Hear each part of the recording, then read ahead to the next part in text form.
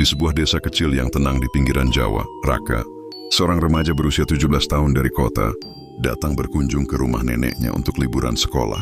Rumah kayu tua itu selalu membuatnya rindu. Bau kayu jati, pohon mangga besar di belakang, dan cerita-cerita lama dari nenek Siti. Namun, kali ini kunjungan itu terasa berbeda sejak malam pertama. Malam itu, setelah makan malam bersama keluarga, nenek Siti mulai bercerita di teras sambil mengipas-ngipas badan dengan kipas anyaman. Dulu, waktu nenek masih kecil, kampung ini sering diganggu makhluk bernama Kepala Buntung. Menurut legenda, sosok itu adalah arwah seorang pria yang mati tragis dibunuh secara kejam, kepalanya terpisah dari badan, tapi rohnya tetap gentayangan. Kepala itu melayang di malam hari, ditemani hembusan angin kencang dan suara grok-grokan aneh dari atap rumah-rumah tua. Matanya merah menyala, rambutnya panjang acak-acakan, dan kadang disertai bau amis yang menusuk hidung. Raka awalnya hanya tersenyum, menganggap itu cerita lama untuk menakut-nakuti anak kecil. Tapi Bu Derini, yang duduk di samping, menimpri dengan serius, jangan anggap enteng. Beberapa tahun lalu, tetangga sebelah mimpi buruk terus-terusan. Gara-gara lihat cahaya merah di kebun belakang, besoknya sakit parah, demam tinggi sampai semingguan.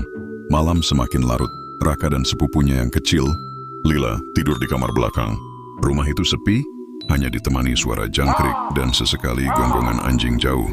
Tiba-tiba, sekitar pukul 2 dini hari, Raka terbangun karena suara hembusan angin kencang di luar jendela. Angin itu terasa aneh, bukan angin biasa, tapi seperti ada yang mengibas-ngibaskan sesuatu di udara.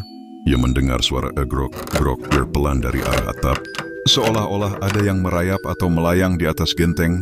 Raka bangun pelan, jantungnya berdegup kencang. Ia mendekati jendela yang sedikit terbuka, mengintip ke arah kebun belakang. Di bawah pohon mangga tua yang rindang, ia melihat seberkas cahaya merah samar-samar bergerak perlahan, seperti bola api kecil yang melayang tanpa arah. Cahaya itu berputar-putar, lalu mendekat ke rumah. Raka mundur selangkah, tangannya gemetar. Tiba-tiba, bau amis menusuk hidungnya, bau seperti ikan busuk bercampur darah. Lila, yang tidur di sebelahnya, terbangun dan menangis pelan. Dari kejauhan terdengar tawa pelan, seperti orang tertawa sambil menahan napas dingin dan mengerikan. Raka buru-buru menutup jendela rapat-rapat, lalu membangunkan nenek Siti. Nenek keluar kamar dengan cepat, wajahnya pucat tapi tenang. Gumamnya sambil mengambil air putih dan membaca doa panjang. Ia menyuruh Raka dan Lila masuk ke kamar dalam, menutup pintu dan berdoa bersama. Jangan keluar sampai subuh. Kalau Kepala Buntung ini lagi marah atau penasaran sama orang baru di rumah, dia bisa bikin mimpi buruk yang nggak hilang-hilang, kata nenek Siti. Sepanjang malam itu Raka tak bisa tidur nyenyak. Suara angin dan tawa samar terus terdengar samar-samar, sampai akhirnya fajar menyingsing dan semuanya lenyap. Pagi harinya, Raka melihat kebun belakang, tak ada apa-apa, hanya daun mangga berguguran. Tapi ia tahu legenda itu bukan sekadar cerita. Sejak malam itu, setiap kali mudik ke rumah nenek, Raka selalu memastikan jendela tertutup rapat sebelum tidur.